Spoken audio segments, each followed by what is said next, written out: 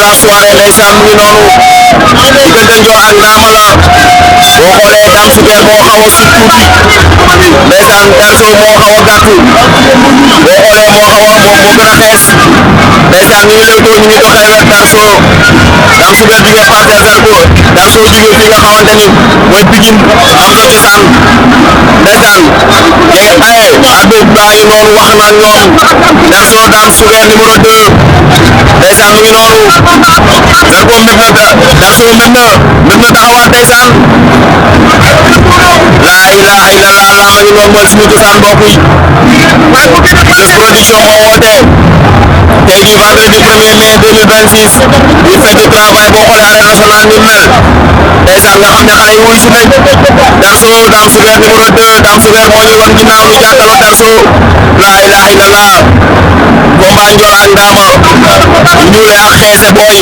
ndeysaan mu ngi noonu Danso Dame Souguer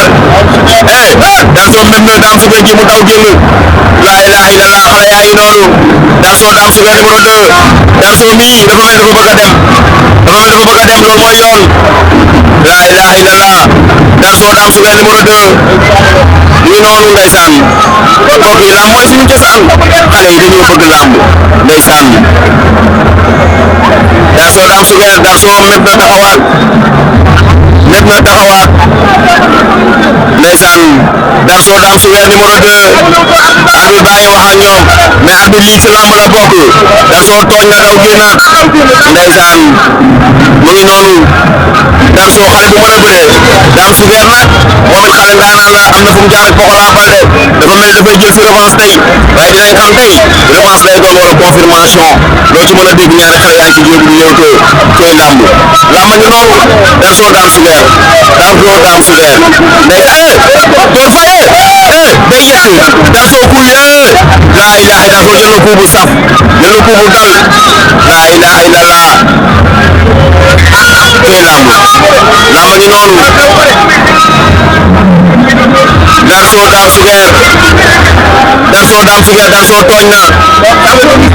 remise lay xeexee Danso li ngay xaar na nga ko teg ci yoon ndax moo la gën a waaw du ko fa fekk laa ilaha Philippe daw na jàpp ko Danso lekk na ko mu koy plaqué daw na laa ilaha illallah xale yaa ngi bëre Danso bëgg na ko laa ilaha illallah daan na ko wala jël amagul wala am na Danso jël amagul wala amul laa ilaha illallah dawal jël ko da koy daan dafa bàyyeeku Dame Souguer xam nga moo tax defee nañ ko noonu victoire may naa ko Super Franc Diawo waaw victoire moom laa ko may Diawo sant naa ko bu baax gërëm naa ko yàlla ko yàlla defal jàmm des si carrière bi yëpp moo xam yàlla ko yàlla suñu borom defal ndax teg na ma ay coono yu métti te gis naa sama bopp ba pare boole ko baax ci combat bu baax dem damaa war xaalis bu bëri wallaahi waa jëm ba pare boole ko def na ci lépp daal dara may wax yéen ñi yàlla ko yàlla defal jàmm daal mais Dame Souguer fi nga nekk yàgg na day xaar pour jëm sa yoon wallaahi waa jëm dafa jot léegi dama gars yi tàllal loxo rek ma bëre gars yi moo war a bëre quoi incha allah mais bi daal may nax Super Franc di ñaanal mbir partenaire yi am combat yëpp si mel ni armée day bëri suba yàlla ko yàlla may ndam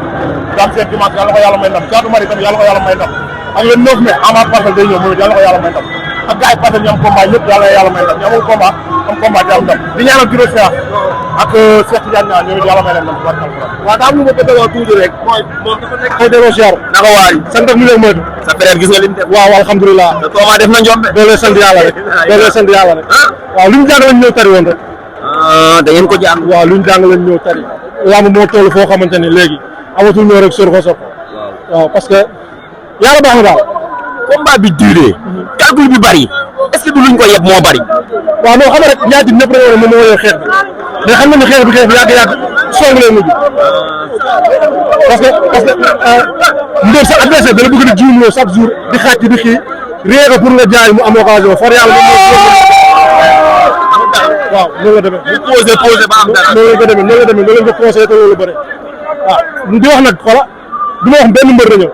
mais nit gannaaw Pikine nañ jàpp si booy gannaaw Pikine waaw loo bokk bul xaar ku la ci woo bàyyuma kenn ku dégg sama wax gi rek maa ngi lay ñaan ci nga bokk ñoo leen jàppale booy parce que booy bi daa war a dem dëkk bu nekk ñu génn sa champion ku nekk ñu génn sa champion mais kii dafa war a dem incha allahu rabbi jàppaleen ci lu ngeen ci mën incha allah am na solo